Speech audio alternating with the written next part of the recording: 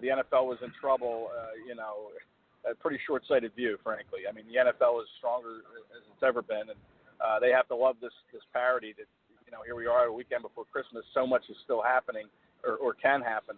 I mean, the Colts, today's a big day for the Colts. Even though they're not playing, you have the Titans that are, going battle against the Redskins, and certainly everybody in Indianapolis will be rooting for Washington in that game, and then later you have the Ravens and the Chargers, and you have to kind of hope, I guess, that the Ravens lose because they're kind of still in that mix for either the AFC North title with the Steelers or a wild card spot. So huge rooting interest for Colts fans today.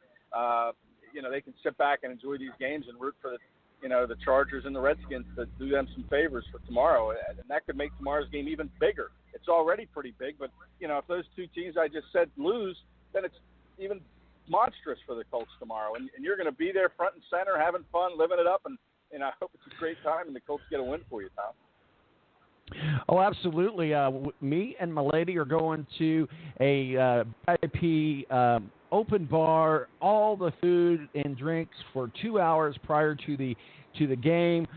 We got private parking at the stadium. We've got nice, good seats. I'm just saying I got a pretty awesome lady at Christmas time. I can't complain too much there. So, yes. That's a great gift. Wonderful gift. Yeah, and I totally outkicked my coverage. Yeah, totally outkicked my coverage, but that's okay. Well, way to do it. Way to go. I'll do it. Well, let's talk a little bit about a team I know you don't want to talk about, but unfortunately it's the NFL, and they are part of the NFL. The Cowboys can celebrate a division in Jerry World if they beat the Buccaneers, or they tie the Buccaneers, the Eagles lose or tie to the Texans, and Washington loses or ties the Titans, and the Eagles lose to the Texans, and Washington loses to the Titans. Makes your head stop it. All right, take a deep breath. Yeah. The Cowboys really, I don't think they're that good. The Colts did a great job shutting them out. First time, I think, since 2003 maybe, a long, long time ago. It's hard to get a shutout in the NFL. So great job by the Colts. And then, to have Darius Leonard snubbed for the Pro Bowl, the linebacker, was just criminal, if you ask me. There were so many snubs for the Pro Bowl, and I know the Pro Bowl is not a big deal. It's kind of just a name game, and the players vote for guys that just have that name recognition. But Darius Leonard is having certainly an AFC Rookie of the Year season, and he should win that award. He leads the league in tackles. So great job by that Colts defense to shut down the Cowboys. The Cowboys have the Buccaneers, and I don't know what the Bucs are playing for. Deshaun Jackson has sold his house in Tampa. He's probably not going to go back to Tampa.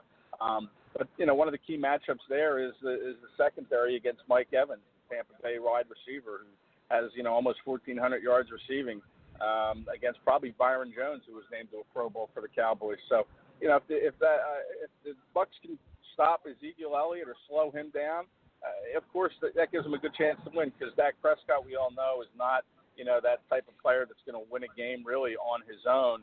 He needs help with that running game. So I don't think the Cowboys will have any trouble with the Bucs. I think they'll probably celebrate the NFC East title in Jerry World tomorrow. But, that's kind of what to be expected. If they lose, then it gets real interesting, especially if the Eagles and the Redskins or one of those teams win.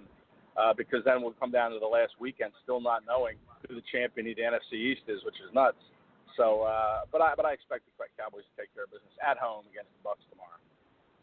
Well, and there's one way it probably won't happen, but we'll include it anyway. The Cowboys can get their playoff bid without winning the NFC East this week, and that's if the Cowboys tie the Bucs and the Vikings lose to the Lions.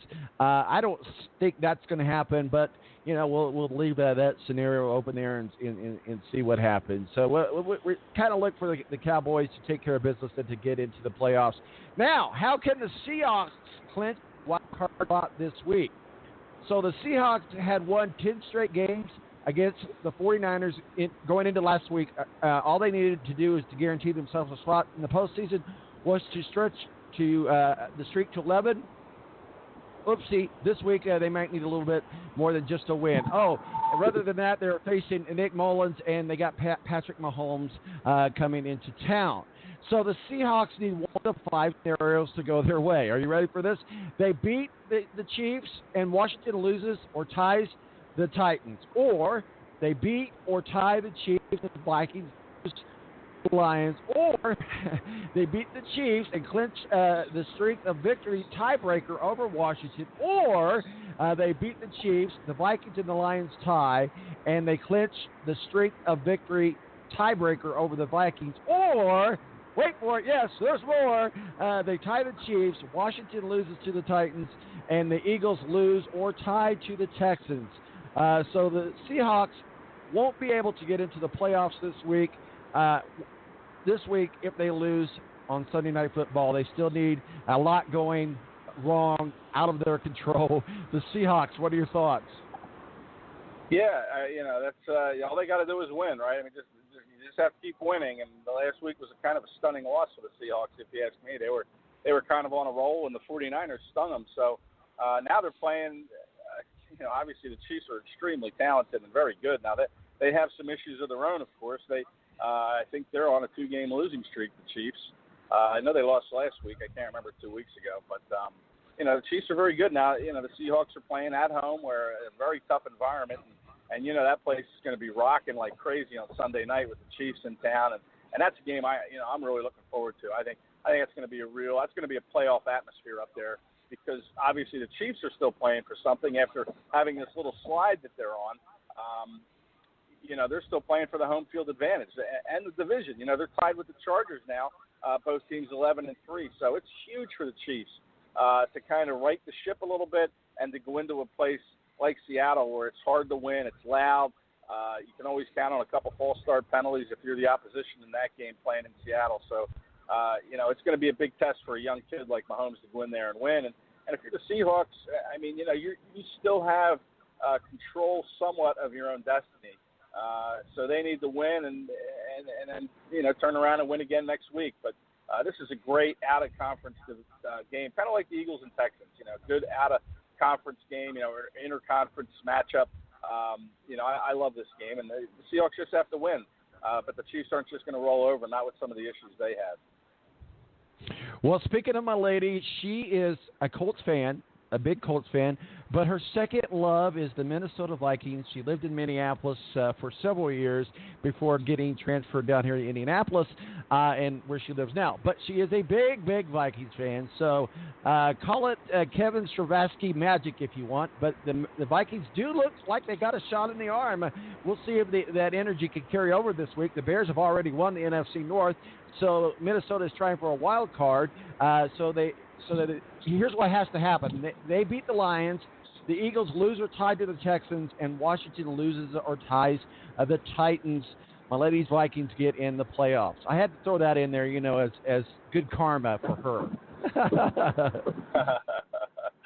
Yeah, well, they could use some karma, I guess. The Vikings aren't as good as they were a season ago, and some of that you have to look at Kirk Cousins.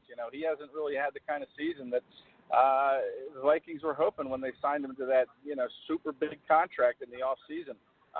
Hasn't really had that breakout game in these last couple months. So I know that John DeFilippo, the offensive coordinator of Minnesota, got fired because he tried to have Cousins do too much, kind of didn't want to run the ball as much as Mike Zimmer wanted. Mike Zimmer's philosophy is play defense, run the ball, control the clock, and then turn over your defense and, try to keep them off the field as much as possible. And that didn't jive with what DeFilippo was doing. So out the door went DeFilippo. In comes a new guy. He runs the ball. He gives it to Dalvin Cook a lot. Dalvin Cook looks healthy. So I expect the Vikings to do the same, come in and run the ball against the Detroit Lions. And we'll see if the Lions can stop them. If not, then, the Vikings are certainly still in control of their destiny and could wrap it up, like you said, if the Eagles lose, in a tough game against the Texans and the Redskins lose in a tough game in Nashville. Both those things are doable. So, Minnesota plays at 1, the Eagles play at 1, and we'll already know how Washington did after they played today in Nashville. Yes, today in Nashville, 4:30 p.m. Now, let's talk a little bit about the Texans, those dreaded, hateful Texans, how they can clinch a playoff spot this week. For the first time this season, the Texans control their own playoff situation. They can bring the AFC South crown back to Houston. They can also clinch a first-round bye, an amazing turnaround for a team that started 0-3, or they can at least have a playoff spot. So, the Texans will own the AFC South bragging rights if this scenario happens.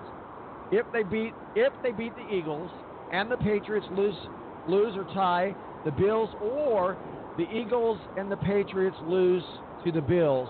Even if they lose, the Texans can still get into the playoff picture if the Ravens lose or tie the Chargers, or the Steelers lose or to the Saints, or the Titans lose or tie. Washington and Texans clinch the strength of victory tiebreaker over the Ravens. As all things stand now, the Texans hold an advantage over the Ravens. What are your thoughts? My thoughts are the Texans are probably going to lose. I would think the Eagles are going to win this game. I just think that the Eagles know what's ahead of them. It's been a very loose locker room all week long in Philadelphia.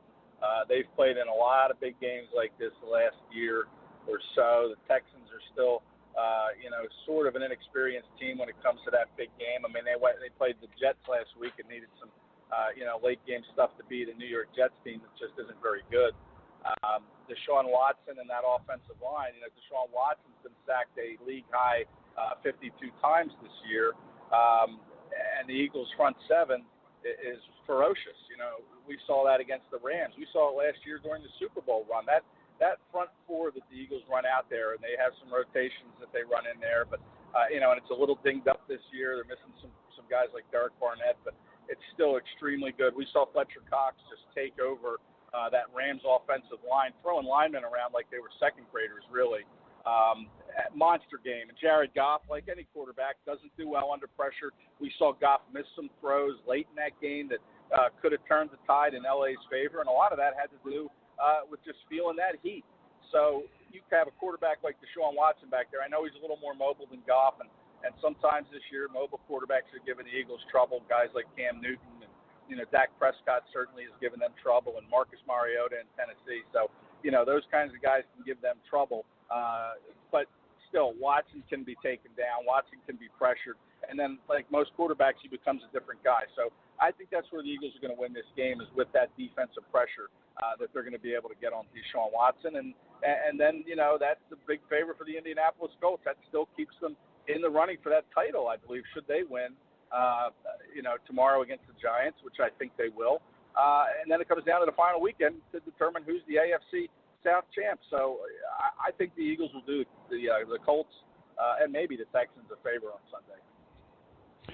So real quickly, and we want to move on to just a couple other things, because I know I've got you for a few more minutes. How the Patriots could clinch the AFC South, AFC East this week. First of all, I'm a firm believer, and I hope I'm right on this, that we're seeing an end to a dynasty with the New England Patriots. We've talked about it before. But the Patriots cannot screw up this division clinching scenario. They beat or tie the Bills, or the Dolphins lose or tie to the Jaguars. I mean, if we're to look at paper and we're to look at the New England Patriots, it's a cinch for them. But let's hope that another miracle happens, like happened when Miami beat them or whatever. And just because we hate the Patriots so much and we want the end to the dynasty to come sooner than later. But what are your thoughts on the Patriots this week? Yeah, they're lucky they've played really in AFC East all these years, which just frankly hasn't been very good from top to bottom at all. I mean, there's really nobody that's ever risen up and challenged the Patriots. And again, there's nobody in position to kind of take advantage of a Patriots stumble here, I don't believe. I mean, 2 games left, and the Patriots they're going to win that division. I don't see anybody taking it from them. It's just a question now of whether or not they're going to get a first-round bye. You know, all the success and all the playoff runs they've gone on into the Super Bowl have always started with them as the number 1 seed and even the number 2 seed. You know, that gives you that first-round bye and puts you in a home game. You only have to win 1 home game to get into the championship game. So it would be unfamiliar territory if the Patriots have to play on that first weekend, and then we could see the beginning of the end if they have to do that. It's a longer